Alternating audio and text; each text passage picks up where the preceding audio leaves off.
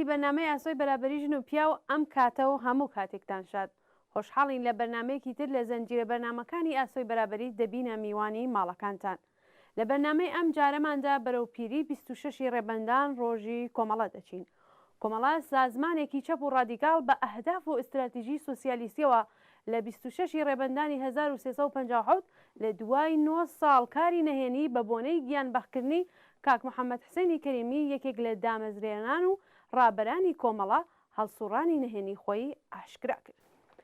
کۆمەڵە وەکو جریانێکی چەپ و سۆسیالیست هەڵسوڕانی خۆی لە ناو کرێکاران، زەحمەتکێشان، ژنان و هەموو خەڵکی ستەملێکراوی کۆمەلگای کوردستان دەست پێ کرد و زۆری نەخایەن بوو بە جریانێکی خۆشەویست و ئیجتماعی لە ناو خەڵکی کوردستان و فعالینی چەپ لە ئێراندا. ئێمە ئێستا بۆ باسکردن لەسەر چۆن توودەی بوونی ئەم جریانە و دەور و نەخشی لا بزوتنەوەی خەڵکی کوردستان و ڕاوەستان لە بەرامبەر دوژمنانی کرێکاران و زەحمەتکێشان و ژنان دەچینە لای میوانانی بەرنمەکەمان بەڕێزان ئامینە کاکەباوە ئەندامی پارلەمانی سوێد و ئەندامی کۆمەڵە، مریەم عەبدوڵڵاپور ئەندامی کۆمەڵە و حیزبی کۆمونیستی ئێران و هەروەها هاوڕێ ڕۆیا مەحموودی ئەندامی کومیتەی خارج لە دەرەوەی وڵات. فەرموون لەگەڵمان بن تا کۆتایی ئەم بەرنامە.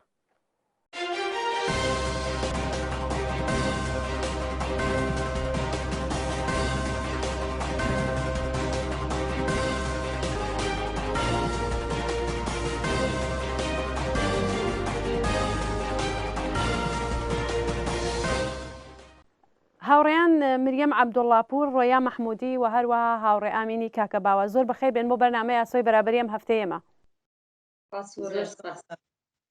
زۆر سپاس. پرسیارەکانم لە هاوڕێ ئامینەوە دەست پێ یەکەم. هاوڕێ ئامین، ئێوە کۆمەڵە چۆن پێناسە دەکەن لە سەرەتای پێکهاتنی و تاوەکو ئەمڕۆ؟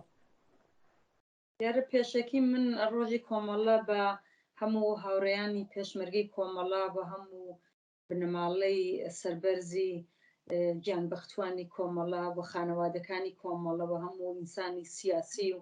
لایەنگری کۆمەڵەوە هەروەها ئەو کەسانەی کە لە سیاچاڵەکانی جمهوری ئیسلامی بەسەرەبن من تەبریکێژم و دیارە من ناچم لە هەموو تاریخی ئەو تەشکیلاتەوە دەست پێ بکەم لە تەجروبەی خۆمەوە کە من لە 6 ساڵگیەوە کۆمەڵە مناقسەیە بیش لە دیەکەی خۆمان تورجان کە لەوێ کۆمەڵە لە ناو خەڵکی عادیدا لە ناو ئێمەی کچانی زەحمەتکێشە و لە ناو خەڵکی جامعەدا بە جریانێکی سوسیالیست، جریانێکی پێشرە و جریانێک کە مدافعی مبارزەی ژنان بوو، حەقی بەرابەری بۆ ژن و پیاو بوو، دژ بە سەرمایەداری بوو، دژ بە زۆڵم و زۆر. من پێم وابێ هەر لەوەشەوە دەستی پێکرە لەو هاوڕێیانەی کە لە زیندانەکانی شاوە کۆمەڵەیان پێکێنا لە زیندانەوە دواییش لە جریانی قیامدا کۆمەڵە ئاشکرا بوو. دیارە ینی مبارزەی عەلەمی ئاشکرا بوو. دیارە هەر لەوەوە دەزانن کە کۆمەڵە دیارە تاریخی زیاتر لە نزیکی 50 ساڵی هەیە و تاریخی زیاتر لە 43 ساڵی مبارزەی عەلەمی هەیە. کۆمەڵە لەو کاتەدا جوابگووی نیازەکانی خەڵکی کوردستان بوو، خەڵکی زەحمەتکێش بوو، ژنان بوو و شتێکی زۆر مێژوویش بوو لەبەرەوەی کە هەمچنین حیزبێکی ئاوا کە دەست بداتە خەبات بۆی کە بۆ ئازادی نیوەی کۆمەڵ زیاتری کۆمەڵ کە ژنە بێنێتە ڕێزی پێشمەرگەکانی کۆمەڵەوە و هەروەها لە بیرم دێ ئەو وەختەکە پێشمەرگە لە منتەقە بوو ئەسڵەن وەکو بەشی سوسیالی ئەم وڵاتە بوو کە خەڵک مشکلاتی کۆمەڵایەتی بوو دەڕۆیش بۆ لای کۆمەڵە، ینی کۆمەڵە ببوو بە دەرمانگا، ببوو بە خانەوادەیەک، ببوو بە چوزانن تەراپی خەڵک 1001 مشکلەی بوو کۆمەڵە بۆی حەل دەکرد. کۆمەڵە جوابی نیازەکانی هەم مبارزەی خەڵکی زەحمەتکێش، هەم ژنان، هەم لاوان، هەم لە شەرایەتێکدا بوو کە ئێمە لە کوردستان بووین، شەرایەتی زۆر تایبەتی بوو. دیارە کۆمەڵە زۆر ئاڵ و گۆڕ بەسەر هاتووە. ئەوە لە توولی 25 ساڵدا چەندمین ئینشعابی تێدا کردراوە. دیارە ئەوانەش هەموو تەسیری هەیە لەسەر ئەمڕۆی کۆمەڵە و کۆمەڵە بە بڕوای من دیارە مێژووی هەیە ئەو مێژووەش هیچ کەس ناتوانێت لە بیریکە بەڵام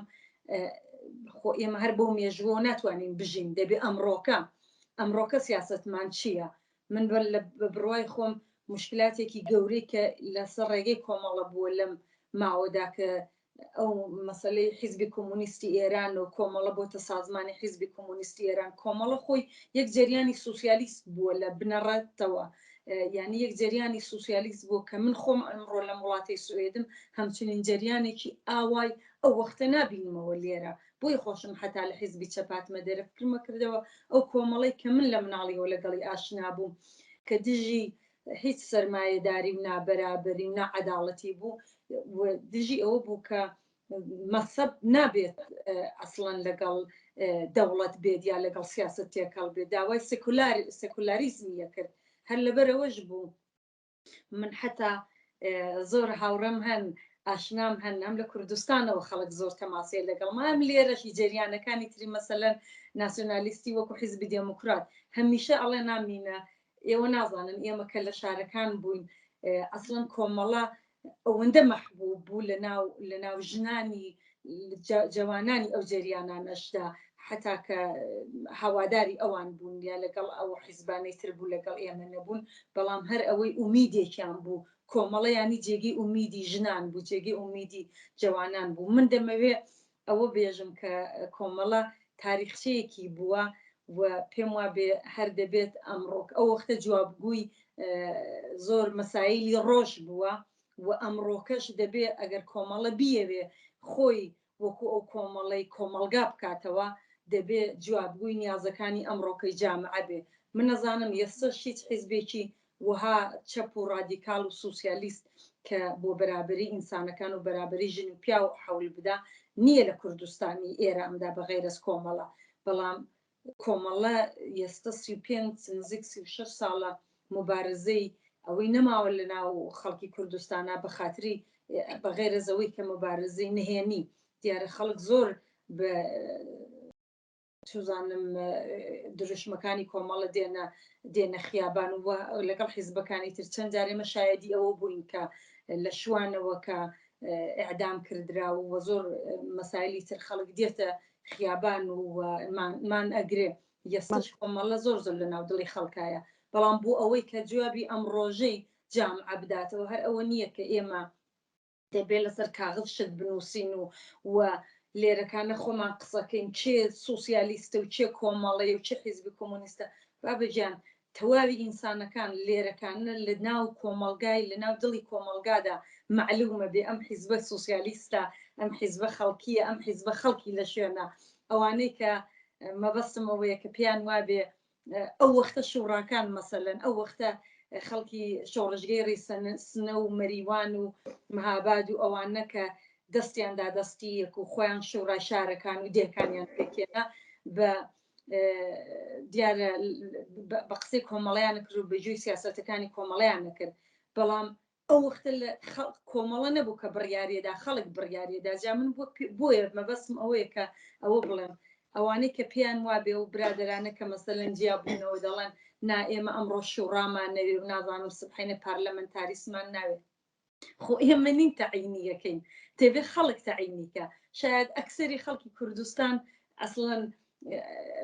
نێتەوە سەر ئەوەی کە شوڕاکانی ئەو وەختە دروست بێتەوە یا شوڕای ئەمڕۆ دروست بێتەوە شاید شێوەیەکی تری بوێت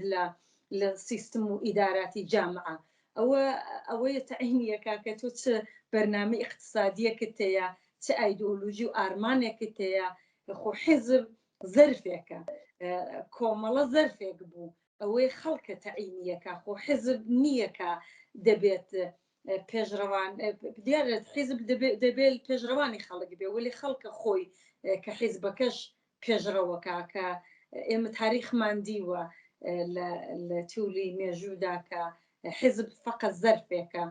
بۆ ئەوەی کە بۆ مبارزە چاپکەی ولی سبحینێ لە کۆمەلگادا کە وەکو من ئێستا لە کۆمەلگایەکی ئەم ئوروپایە دایتر کۆمەلگایەکە ئینسان جێ خۆیە کاتەوە دەزانێت خەڵکی ئەم کۆمەلگا چییە بێ تۆ بێ بەر ئەساسی ئەو خەباتی پێم وابێ کۆمەڵەش دەبێ هەر ئەوە بکە دەبێت جوابگووی نیازەکانی ئەمڕۆکەی ژنان محەسلان جوانان مەوادی مخەدر کە هەیە چی بەرنمێکی دژی بێت اقتصادێکی هەیە کە وا بکات لە تاوی شار و دێ بەرابەردا بەش بکردرێ چزانم چۆن باخچەی منداڵان دروست بکردرێ خانەی پیران دروست بکردرێ بۆی ژنان بێنە دەرەوە کار بکەن 1001 دانشتی ئەمڕۆکەی کۆمەلگا هەیە کە دەبێ ئێمە جوابگووی بین دیارە ئێمە دەزانم کە 1001 مشکلات هەیە بۆ ئەوەی چێک لەوانەیە کە کۆمەڵە لە ئەکسیلە کۆمەڵە 35 ساڵ لە کوردستانی عێراقدا ناتوانێت بڕاتەوە بناو دڵی خەڵک بە خااتریوی جمهوری ئیسلامی ڕژیمێکی دڕندەیە ڕژیمێکە کە هەر کەسێک هەواداری کۆمەڵش بێ بە ئاشکرا معلومە ئەدام و زیندان و ئەوە بەڵێ هاوڕێ ئامین دەگەڕێمەوە لاتان دوایی با پرسیارم لە هاوڕێیانی ترکەم دوایی دەگەڕێمەوە لایەوە وەتوان قسەکانتانی دامە بن هاوڕێ ڕۆیە چۆنیەتی علەنی بوونی کۆمەڵەوە توودەی بوونی ئەم جەریانە ئێوە بۆمان باسکەن بەڵێ سڵامەیە لە خەمەت ئێوە و هەروە مێمانەکانت ئامێنە و مریەم بەلەوە کە بڕم بە جووا سوعالەکەتان بەمەوە پێم خۆشە سڵامێکی گەرم بێن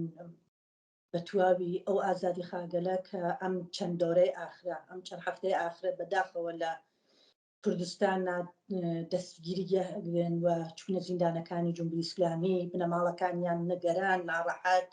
و هیچ خەبەرێکیان نیە لەو ڕەفیقگەلیان یا لە کەسەکانیان سلام خۆم تەقدیم مهمانەکانەکەم خۆم سلام خۆم تەقدیم بە خانەوادەگەلاکەم و هەروە ئێمە کە ئەڕینە ناو بنەماڵەکان و گوێیانە لە ئێمە چۆن توودەی بووە من لە سەردەمێکا کە کۆمەڵەم ناسی 14 ساڵم بوو لە شاری سنا لەدایک بووگم و سەردەمێک کە ساڵ 57 وەختی ئەنقلاب کردە ئەو عانە باس لەسەر مەسائل ئەحزابە کردە ئەحزابی دوو ئەحزاب چەپ بوو جیگەر پەدایی بوو ڕای کاریگەر بوو پەیکار بوو لە شاری سنا بە ئێزافێ حزب دموکرات و کۆمەڵە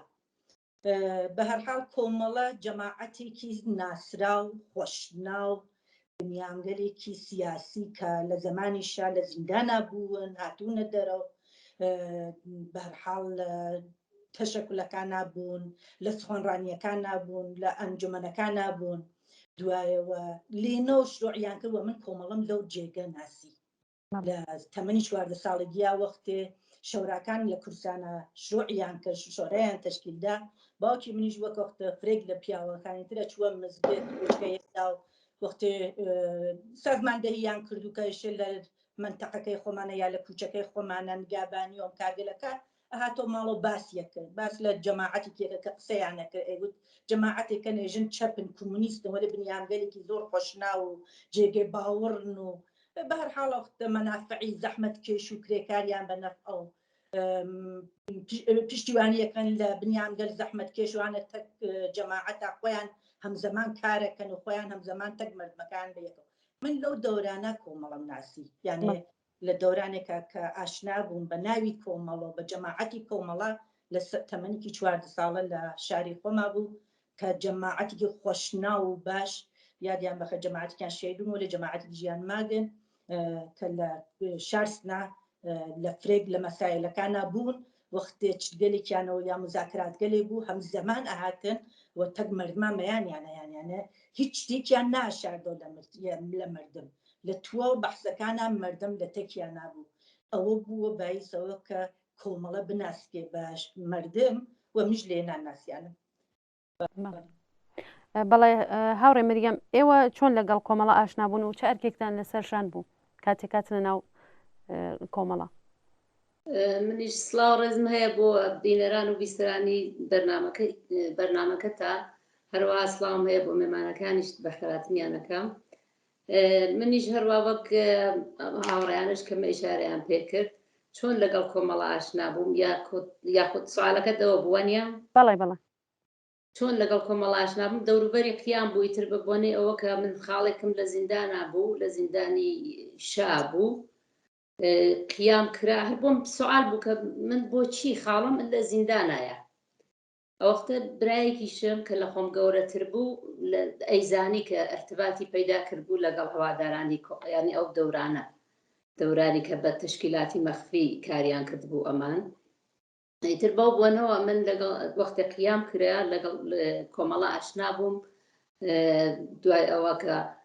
کۆمەڵە عەلەنی بۆ هاتم بۆ پێشمەرگایەتی ئەوانە ئیتر بەرنامە و بیر و باوەڕی کۆمەڵە ئاشنا بووین هاتین بەڕاستی وەکو هاوڕێیامینە باسی کرد کۆمەڵە شتێک بوو یانێ سوسیالیزمێکی بە تەواو یعنی ئایسەیی بوو ئەو دەورانە بوو ئەو خەڵکە بۆ ئەو بوو کە زۆر زۆر مهم بوو بۆ ئێمە کە لەگەڵ کۆمەڵە ئاشنا بین و هەروەها کەسی کەش ئاشناکەین بە کۆمەڵە و نەقش و جایگەی منیش لە کۆمەڵەدا هەروەکو زۆر لە ئۆرگانهای ئێستادیا بووم لە ئۆرگانهای نظامیە بووم لە ناو دەستەی پێشمەرگا بووم لە تدارەکاتا بووم ئەنواع ئەشکاڵ ئینم بووە کارم پێسپەردراوە لەوە بە دڵ و بەگیانیش ئەنجامم داوە کارەکانم لە دەستەی نظامیەوە بیگرە هەتاکوێ بڵین خەیاتخانە و نازام ڕەوابتی عمومی و تدارکات و ئەو شتان بەڵێ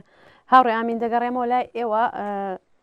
ژنان لە چه ڕادەیەک لە ناو کۆمەڵەدا پەیوەست بوون و چه دەور و نەقشێکیان بوو دیارە لە کۆمەلگای کوردستان کە کۆمەلگایەکی زۆر شاید زۆر مەسەبی نەبێ بەڵام بەڕاستی بە خاتری ئەوەی کە مەسەلەی پیاومەزنی لە هەموو وەکو هەموو کۆمەلگایەکی تر وەکو هەموو باقی ئێران زۆر قەویە و مەسەب هەتا حەدێکی زۆر تەئسیری هەیە مەسەلەی دابوونەریت و کەلتور ئەوانە تەئسیری زۆر هەیە و بێسەوادی و نەبوونی ئیمکانات ئەو وەختەش و ئێستەش زۆربەی جار ئەوەی بۆ کوڕەکان هەیە لە ماڵێ بۆ کچ نییە و ئازادی بۆ پیاو هەیە بچێتە دەرەوە بۆ ژن نییە بەڵام کۆمەڵە لەو کاتدا من دیارە تەجروبەی خۆم هەتا دورانی 30 ساڵگی من لە ئەوەکانە بووم لە ئێران بووم بەڵام وەختێک کە من دەورەی 61 کۆمەڵە هاتە دیەکەمان مناوە تقریبا 6 ساڵێکە بووم لەوێ ئاشنا بوون لە تەریقی خاڵۆی خۆمەوە خاڵۆزام پورزام دوایی برام یعنی دیەکەی ئێمە خەڵکێکی زۆری لەگەڵ بوو بەڵام هیچ کچێکی پێشمەرگەی نەبوو من ئەوڵین کچی پێشمەرگەی کۆمەڵە بووم و هەڵبەتە ببەخشن دادمریم هەبوو دادمریم ئەو چوو بوو بۆ دەرێ بەڵام ئەو خۆی وەکو چەکدار نەبوو بەڵام وەکو کچێکی ئەوە پێشمەرگە من و تامینەی خاڵۆزان بووم و ئێمە دەمانزانی کە ژن هیچ دەرەتانێکی نییە هیچ ڕێگەی ڕووناکایی نییە واقعاً کۆمەڵە ڕێگەی ڕووناکایی کچان و ژنان بوون کە بە تایبەتەوانەی کە ڕۆشنیشە بوونەوە بە خۆیان زۆرتر لەسەر سیاسەتەکانی کۆمەڵە و دوایی مثل من مەقڕ لە تورجان بوو ئەو وەختی ئینسان دەیزانی کچەکانی کۆمەڵە لەوێکانن قسەیان نەکرد سەوەدا موزیان دانا بەحسیان نەکرد لە شانۆ دەندرا لە مزگەوت سوزانم مەقڕی کۆمەڵە لە نزیک ماڵۆمان بوو من بخۆم ئەوەندەی ئەمزانی ئاواتەکانم لە 6 ساڵێکیەوە ئەوە بوو کە من ببم بە پێشمەرگەی کۆمەڵە و کە دەمزانی و ئاواتە هەزاران هەزار کچیشە من قەل لە بیرم ناچێ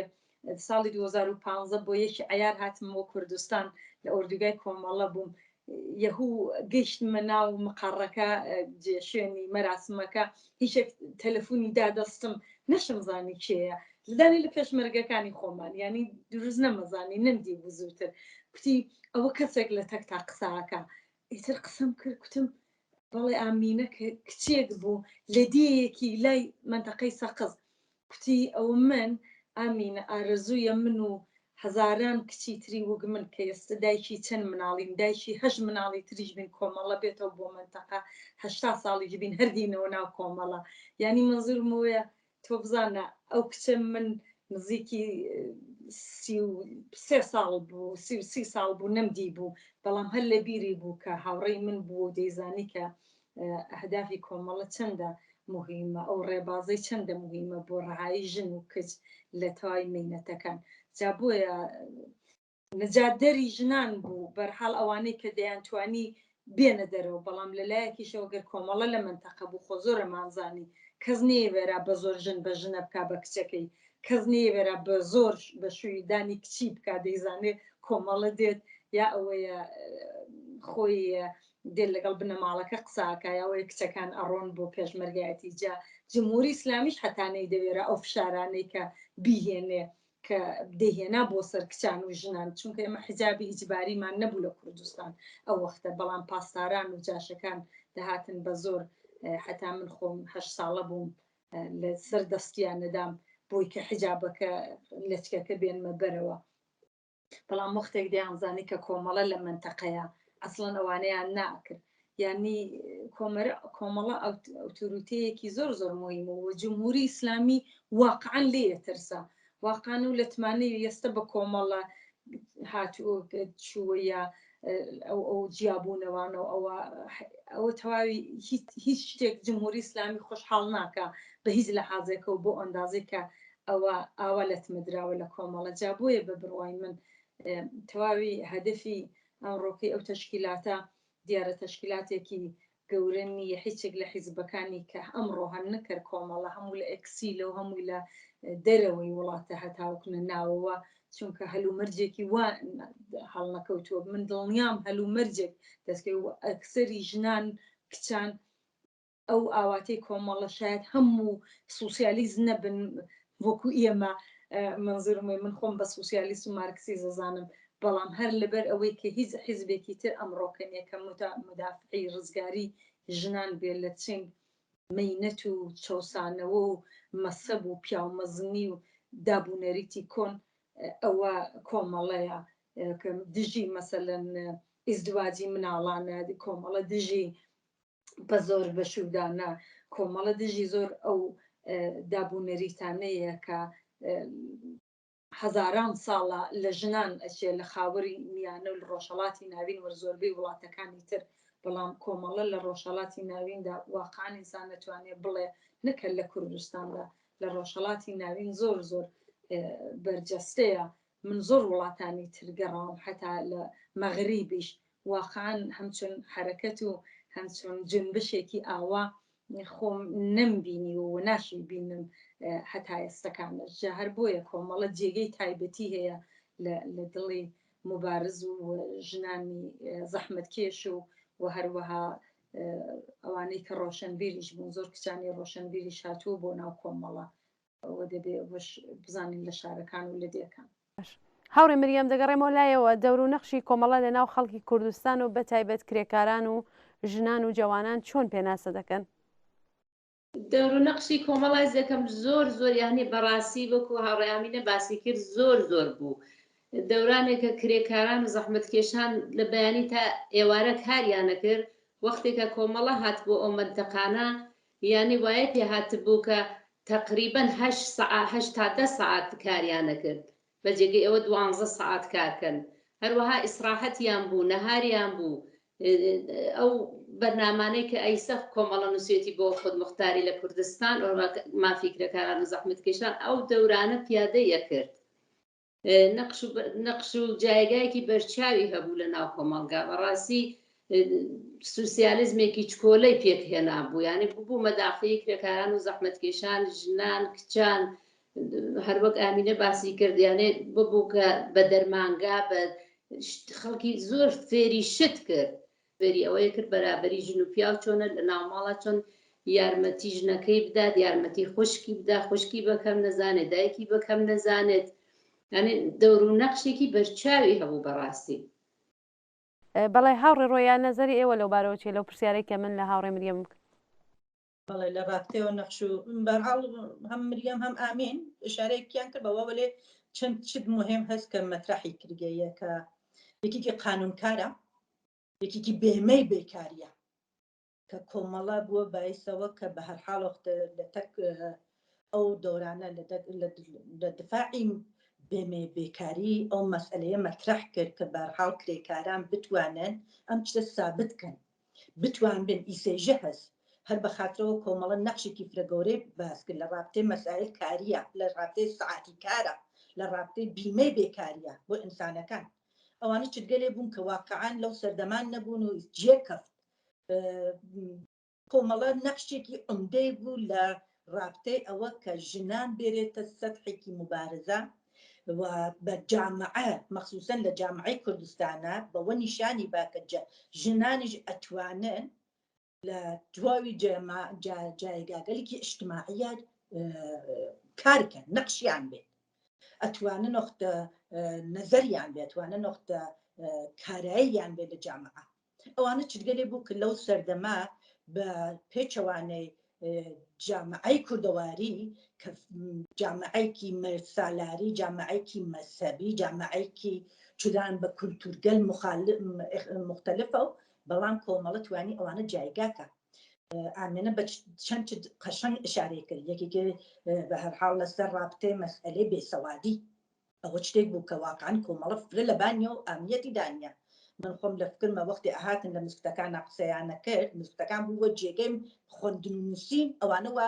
سمیان لە بانەوە بوو وە سەوادیان نەبوو حتا لە بنکەکانە لە شاری سنام تەوەجێ بوون کە مەسەڵەن کەسانگەلێ بوون کە کرێکار بوون وەلێ سەوادی خوێندنووسینیان نە کۆمەڵە فێریان یەکرد کەسی دانیا کە فێر سەواد ئاموزیان کرد کۆمەڵە یەکێک لەوانە بوو کە بە هەرحاڵ نەخش و جایگای خۆی بوو لە دێهاتەکانە مەسئلەی ژن بە ژن و نازانم شیروایی و شەڕکردن لە بین دوو تایفە لای برد کۆمەڵە یەکێ لەوانە بوو کە نیشانەیدا کە بە هەرحاڵ ئەرشێک هەر ئینسانە لە دێهاتەکانە خاکی بێت و بتوانێت شاوەرزی کات و زیندگی خۆی بواتە بەرەو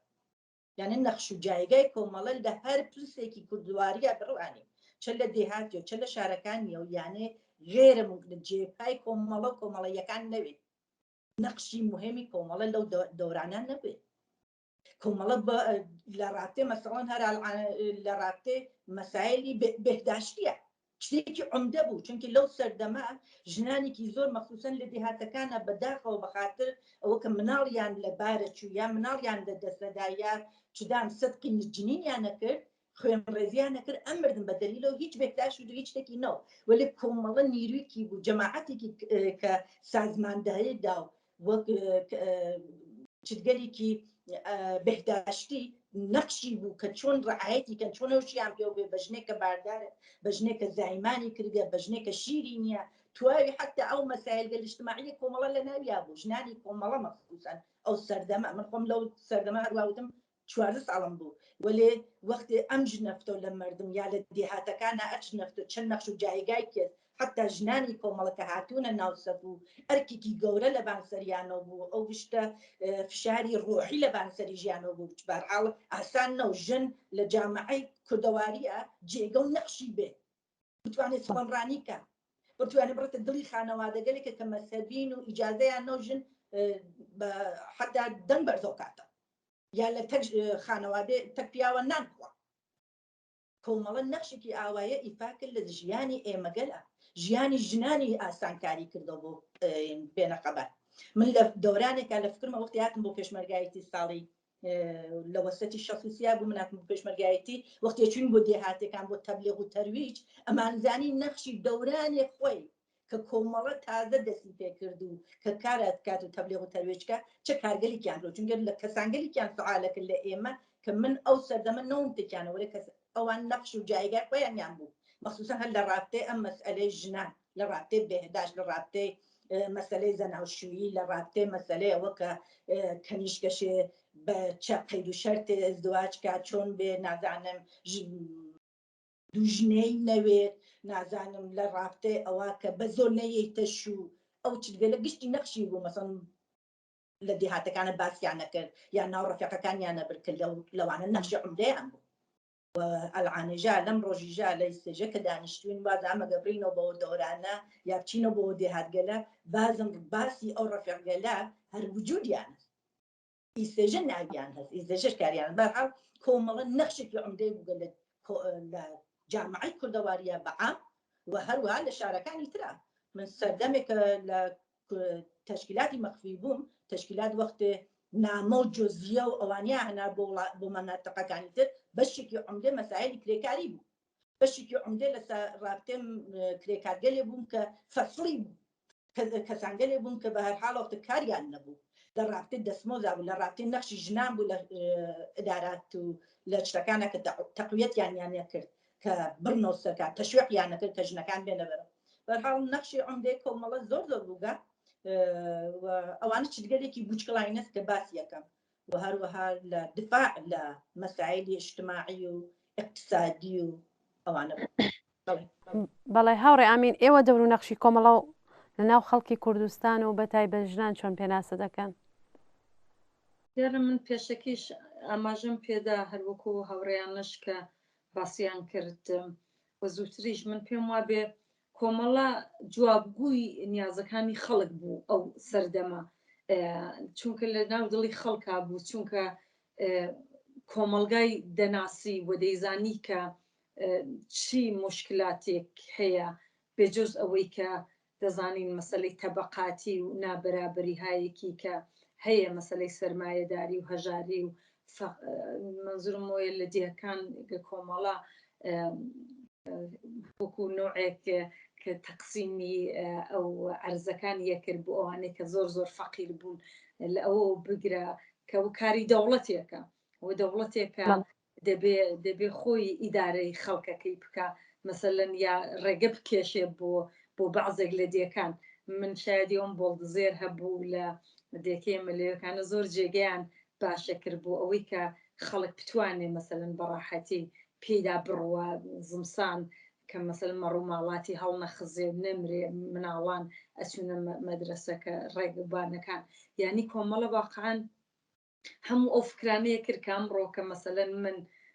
ئێمە لە وڵاتی سوێدین لێرەکانە شوڕای شارەکان هەیە شارۆچکەکان کە مەسەلەن لێرەدا مەترەحەکرێت کە دەبێت چی بکردرێت لە مانگانە بۆی کە دوایی ئەو شتانە بەڕسی کرێت ئەو وەختەی سەردەمی کۆمەڵە هەر ئەوەیەکە لە دڵی خەڵکا بوو لە ناو جامعەدا بوو مشکلاتی کۆمەلگای ئەناسی سیاسەتی بوو بۆی بەرنامەی هەبوو بۆی بیر و بۆچوونێک و بیرۆکەیەکی مۆدێرن و سوسیالیستیەوە بوو یعنی بۆیە دەڵم مۆدێرن و سوسیالیستی چونکە واقعاً زۆر زۆر ینی تایبەتی بوو مێژویی بوو بێگومان کۆمەڵە فەرخی زۆر زۆر بوو لەگەڵ هێزەکانی تر لەگەڵ بۆچوون و بیرۆکەکانی تر لەبەر خاترێوی کۆمەڵە عقیدەی بە مبارزەی بەرابەری بوو عقیدەی بە خەباتی کرێکاری بوو و هەوڵدانیشی بوو و هەروەها نەقش و دەوریشی هەبوو جا بۆیە دیارەکە ئێستا شاید عەزیز و بەڕێزانێک کە گوێ بدەن بە قسەی ئێمە هەرسێکمان بڵێنەوە هەر بە پەڕووباڵی کۆمەڵەدا هەڵەڵێن پس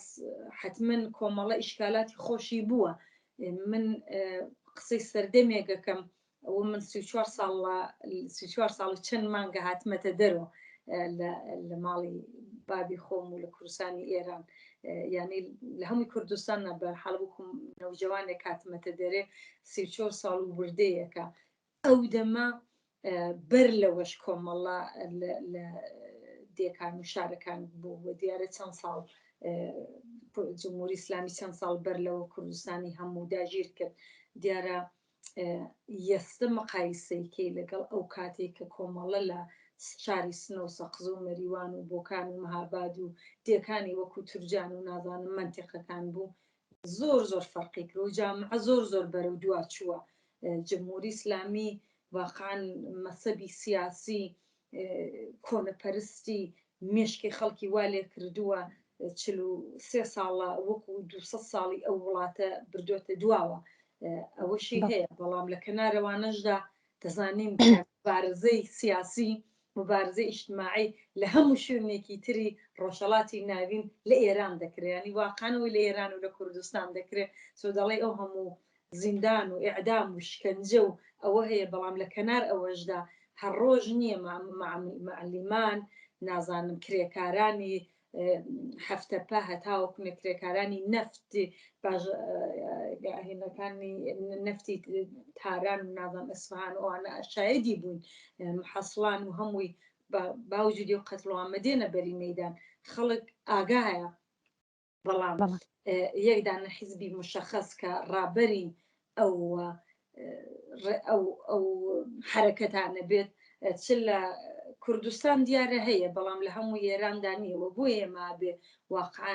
کارێک بکەین ئێستەکانە زۆر زۆر تەوەجو بکەین بە مەسلەی کوردستان هێزێکی چەپ و سوسیالیست و رادیکال وەکو هێزی کۆمەڵە دەبێ زۆر زۆر ئێستەکانە حەولی خۆی بدات کە لە ئەم کێشانەی دەرونی و کێ جیابێتە و کێ ناڕەحەتە و دەبێ زۆر مهمە کە ئینسان و حیزبەش ڕابگرێت چونکە لە بۆ دەرەوەی ئێران و بۆ کوردستان دیارە جێگەی داخە هەروەک بۆ ئێمەش هەر نەفرێکی لێ بڕوا جێگەی داخە بەڵام بۆیە دەبێت کۆمەڵە واقعان بەخۆیدا بێتەوە واقعان سیاسەتی ببێت بۆ ئەوەی ئەمڕۆکەش وەکو ئەو وەختە بێت کە جوابدەرەوەی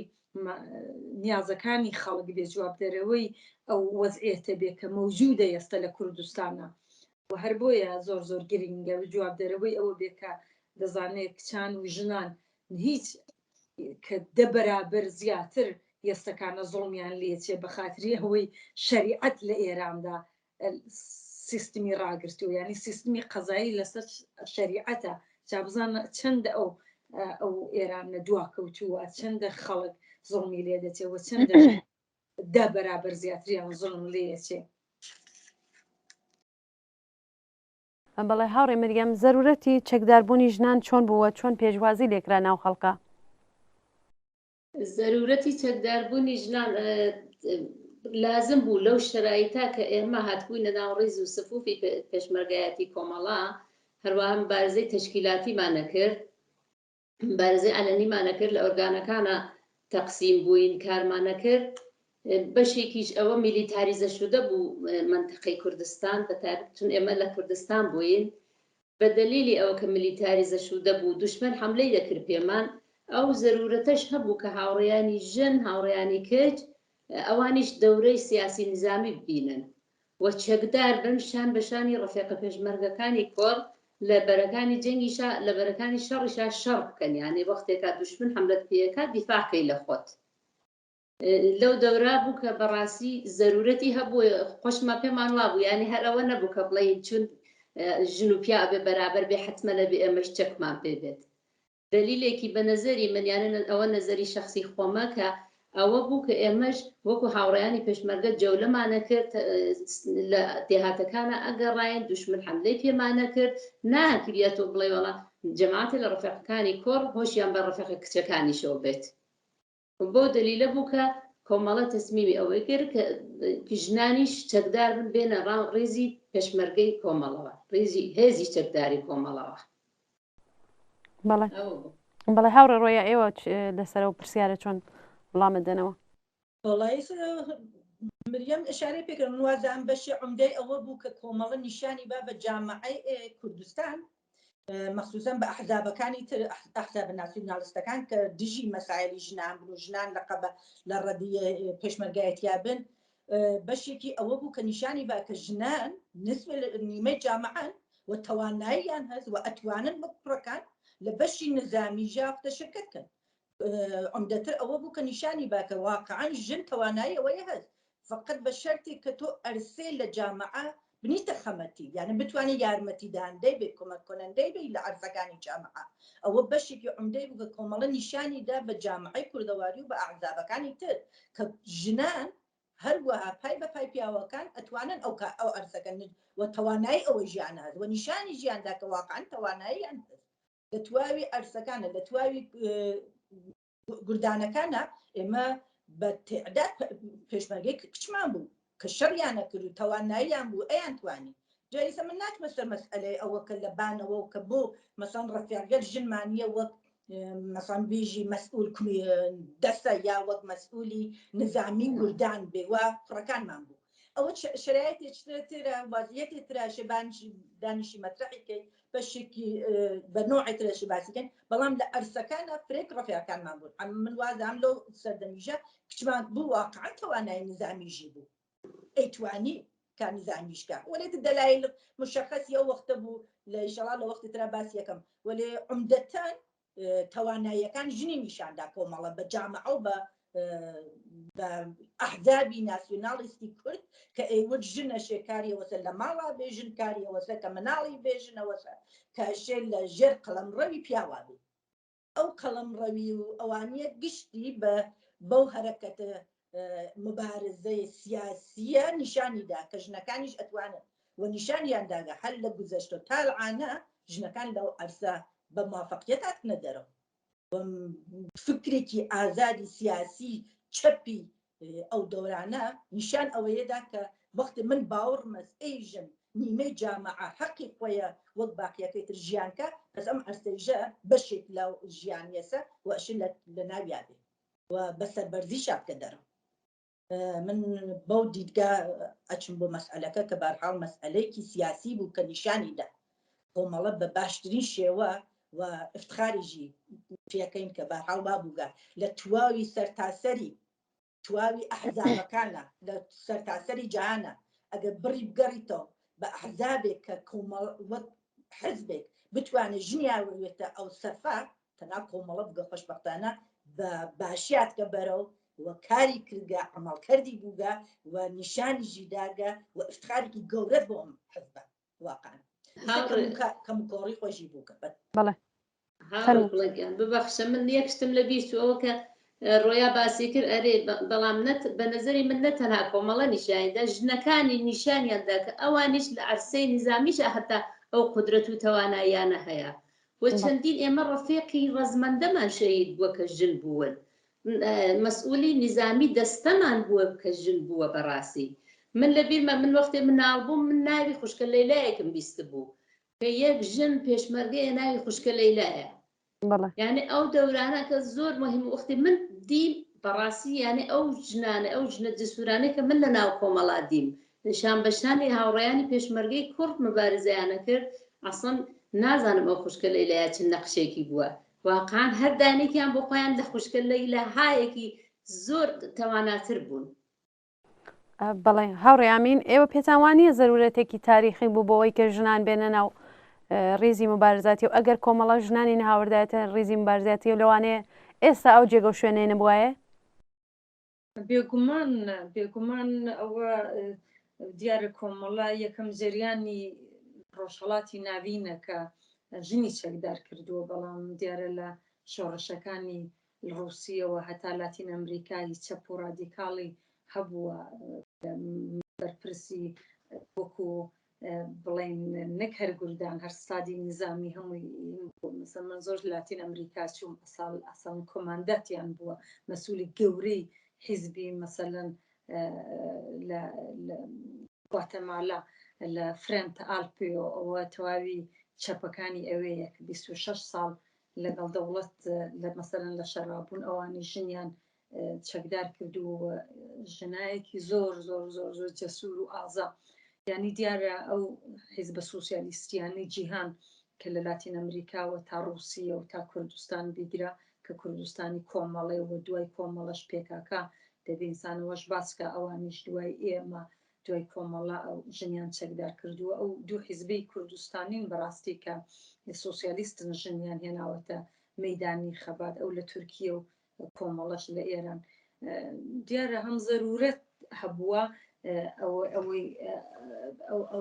ئەو مەسەلەیەکی سیاسی بوو بەڵام لە کۆمەلگای کوردستانە کە هەرسێکمان ئاماژەمان بەوەدا کە دووەکەوتوی و مەسەب و دابوونەریت و پیاومەزنی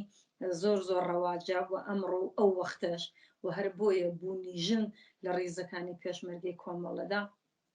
ئەسڵن قدرەتیشیدا بە کۆمەڵە بەڕاستی لە لەحازی عاتفیشەوە زۆر زۆر کەس ئەوە نیە زووتر ئاماژەم بەوەدا کە زۆر کەس شاید سیاسەتی ئێمەی قبول نەبێ بەڵام بە لەحازی ئەوەی کە ژنان وەکو هێزێکی سیاسی وەکو نیوەی کۆمەڵ کە هاتنە ڕێزەکانی پێشمەرگەوە کە لەوێشان بەشانی پیاوان حوڵیان نەدا و لەسەر مافەکانی خۆمان خۆ کۆمەڵەش هەر ئاوان نەبوو بێ ئیشکال و بێ هەموو زۆر شتی دواکەوتوشمان بوو من لە کتێبەکەی خۆشمدا باسم کردووە زۆر فەرهەنگی دواکەوتوانەشمان هەبوو چونکە ئێمەش لە جەزیرەیەکەوە نەهات بووین لەو کۆمەلگایەوە هاتبووین دەستکردی ئەو کۆمەلگایە بووین جا بۆیە هەمیشا بێ ئینسان بە دوواچوونەوە بکات و لەو چزانم ئیشکال و کەم و کوڕیانەی کە بوومانە وەریگرین کە ئەمڕۆکە مثلەن ئێوەکە لە کوردستانن من هیوادارم جۆم لە چەندین لەو کچانە بێکە لە ئوردوگا پێشمەرگەن ئەمڕۆکە ئەوان نەزەریان چییە مەسەلەن من دڵنیام فەرقی زۆر زۆرە شرایەتی ئەوەی کە ئەمڕۆکە پێشمەرگایەتی بۆ کچان و بۆ کوڕانیش هەڵبەتە لەگەڵ ئەو دەمەی کە حتا مرێم و مەسەلەن ڕۆیا خانم و هاوڕێیان هەردووکیان زووتر شاید لە من بوو بێتن پێشمەرگە فەرقی زۆر و هەموو دەورانەکان دەورانێکیش من هاتم لەگەڵەوانەی کە بەر لە منەوە ببوون بە پێشمەرگە تەمەنێکیان زیاتر بوو فەرقی زۆر هەبوو بە شرایەتی شەڕ بە فکر بە چوزانم کۆمەڵەکە ئیمکانی ببێ خۆی ڕۆژ بدا مەسەلەن ئێمە دەورانی ویژە بوو ئەو وەختە کۆمەڵەکە داینا من خۆمیچێک لە دەورانی ویژەکەەوەی کە دوای لە دەورانی پێشمەرگە هین دەورەی ئامۆزشی سیاسی و نظامی دەورەیەکی تریشمانەدی و دوایی مەسەلەن من لۆژنانە بووم کە خۆم ئیسکۆرتی ناوەندی کۆمەڵە بوو میکاسە ئیبراهیم و چەندین لەو هاوڕێیانەی تریش ساڵێک زیاتر لە کوردستان ئاگەرەچین مەسەلەن بۆ لای یەکێتی نیشتمانی یەکەم جار کە کوردستان ئازاد بوو کاسە ئیبراهیم ڕۆی بۆ مام جەلالی دی لە هۆتێلێک لە شەقڵاوە ئەسڵەن کچی پێشمەرگە هاتە ئەمن و چەند کچی تر بوون بۆ تەواویان زۆر مهم بوو دووسێدان خەبەرنیگاری لێ بوو هی فەڕەنسە و هی ئاڵمان لە بیرم دێ ئەوە ئەو دەیانگەر دیار بوو خۆ یەکێتی نیشتمانی پێشمەرگەی هەبوو وەێ ئەوەی ئسکۆرتی ناوەندیەکەی بێت و بێت مام جەلال بینێ زۆر بۆیان جالب بوو من و چەند کەسێکی تر بووین حتممە و هاوڕێیانش لە بیریان نەکە زۆر بەلای ئەوانەوە جالب بوو پێشمەرگەکانی یەکێتی نیشتمانی کە یەهوو کۆمەڵە دێت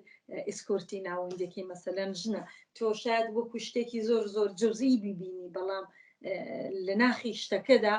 زۆر مهمە کە تۆ حیزبێک زۆر تەجروبەی زۆرتر لە کۆمەڵە بیانی لە زۆر لە حازیترەوە بەڵام ئەو مەسلەی نەبێت مەسەلەن کە ئەوی شەرخۆی بەچە بەزانێ بەڵام ژن بۆ حەدە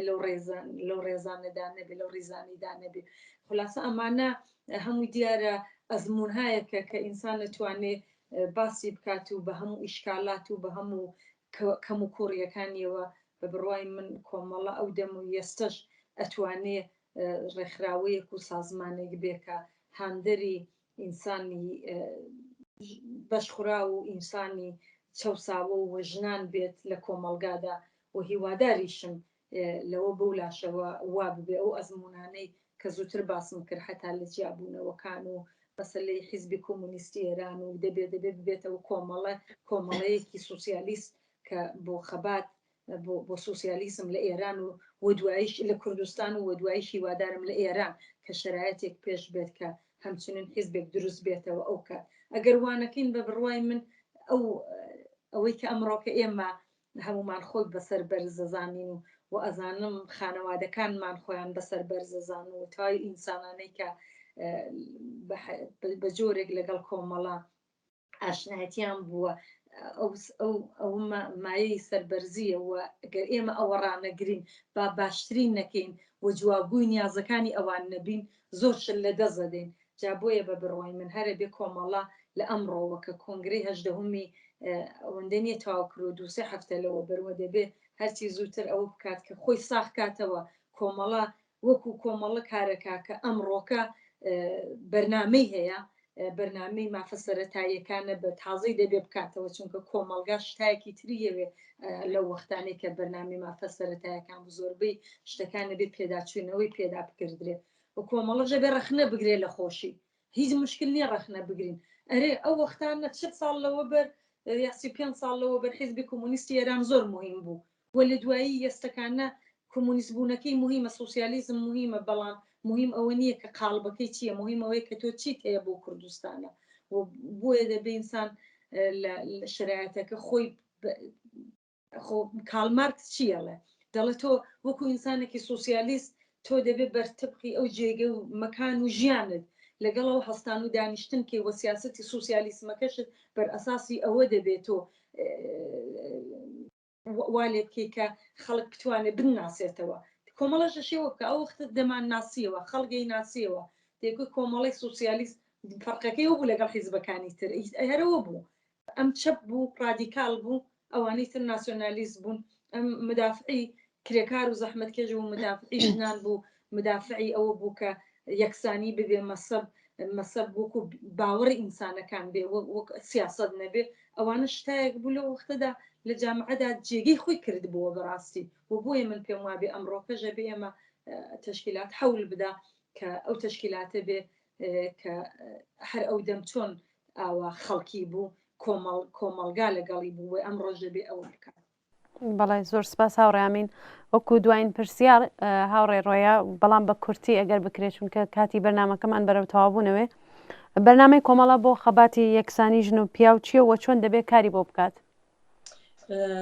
ڕاستۆ گەرەکە حەزەکەم بەوە بانکێ وتکتە کورد بەلەوە کە بەرمەسەرەوە سوعالە گەرەکم بوو ئەو مەسئلەی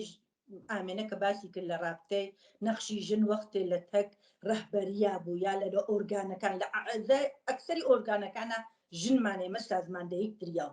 ئەو فرە مهمە لە جنبش لە کۆمەڵە هیچ ئۆرگانێکی نەو کە ژنی تیان نەبێ لە ناویان نەوێت و کاری نەکردوێت و نەیزانی لێ هەروەها لە ڕابتەیەوە کە مەسەڵەن بڕی تەک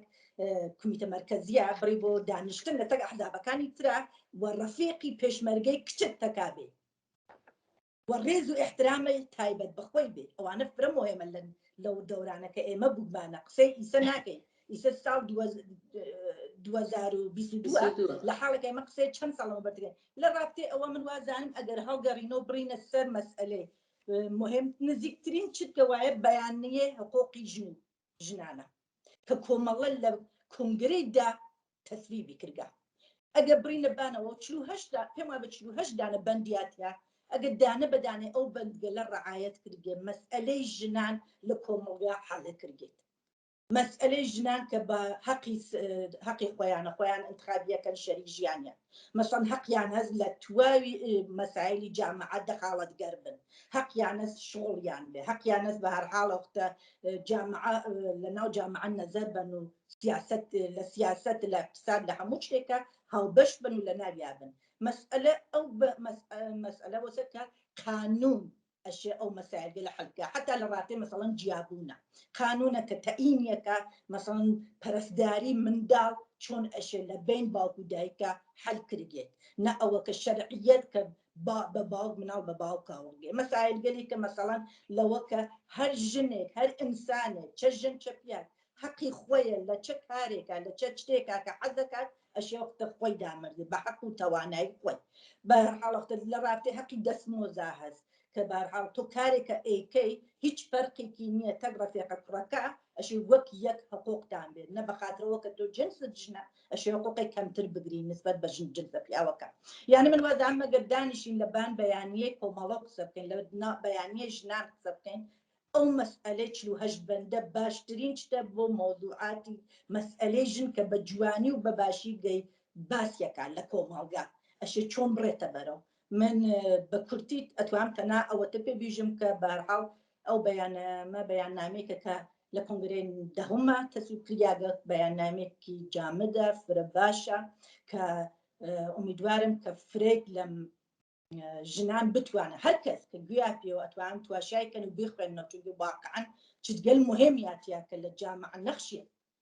مەسئلەی ژنان لە جامعە و لە زندگی شخصی خۆیانە و چاک و حقوقیان پێ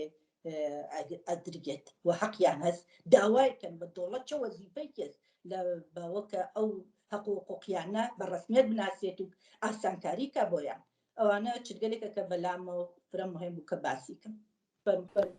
بەڵێ زۆر سپاس بۆ بەشداریتان هاوڕێیان من پرسیارێکم نەماوە ئەگەر خۆتان وەکو قسەی کۆتایی شتێک هەیە فەرموون هاوڕێ گوڵە من یەک شتێکم هەیە فەرموو بەنەوبەت فەرموو ئەویش ئەوەیە کە ئەو بەرنامەکە ڕۆیا باسیەکە بەرنامەی حقوقی ژنان من وازان لە سایتەکانی کۆمەڵەشا هەیەەوە ئایسیشە کە زۆربەی زۆری خەڵک دەستڕەسی هەیە بە ئینترنێتەوە ئەتوانن مراجعەکەم بە سایتەکان و ئەو شتانە بخوێنەوە هەر لە ماڵەکانی خۆیانە ئاگاهکردنەوە بۆ یارمەتیدان بۆ ئاگایی خۆیان بۆ ڕۆشنبیری خۆیان ئەتوان ژنانیش لەوە ئیسفادەکە هەتا پیاوانیش ئەتوان لەوە ئیسفادەکە بۆ بەرابەری بۆ ژیانێکی خۆش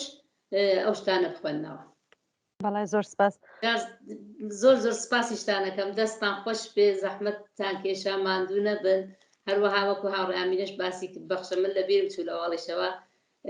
هاتنی ڕۆژی کۆمەڵەش پیرۆزبایی یەکەم لە تواو کرێکاران و زەحمەتکێشان هەروەها لە خانەوادەی سەربەرزی ئازیزی پێشمەرگەکانی کۆمەڵە گیان بەخت کردووە زۆر سپاس هاوڕێیامینەوە وەکو دوایین قسە فەرموون دیارە زۆر سپاس بۆ ئێوەش دیارە کۆمەڵە بەرنامەکانی خۆی کە هەم بەرنامەی بەرابەری بۆ ژن و پیا و مافەسرە تایەکانی خەڵکی زەحمەتکەش لە کوردستان دیارە لە ئێرانێکی یا لە ڕۆژهەڵاتێکی ناوینی دیکتاتوردا ئەوە هەیە لە وڵاتێکی سوسیال لیبرالی سوئێد تەواوی ئەوانە جێکەوتووە نەک ئێستا لە 30 ساڵ بەر لەوەش بەرەوەکە خەباتی ژنان و کرێکاران وای کرد کە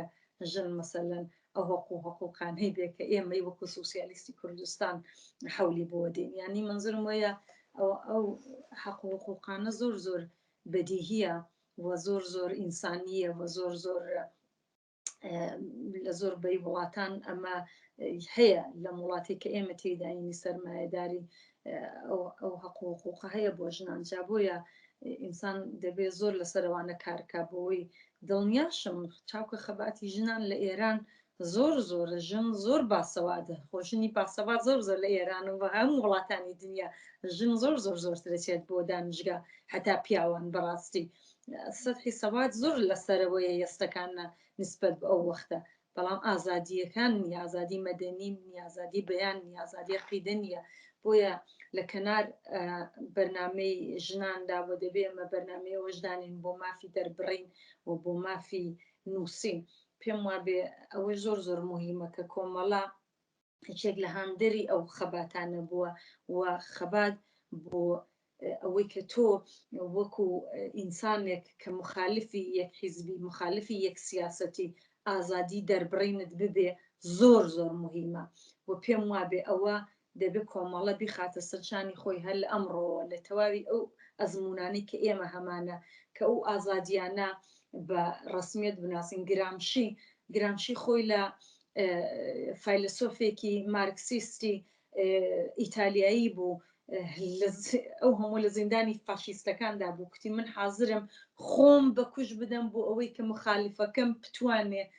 دەربڕین ئازادی دەربڕینی ببێ جا بۆیە لەو کۆمەڵگایی ڕۆژهەڵاتی ناوین هەموو جامعەکان و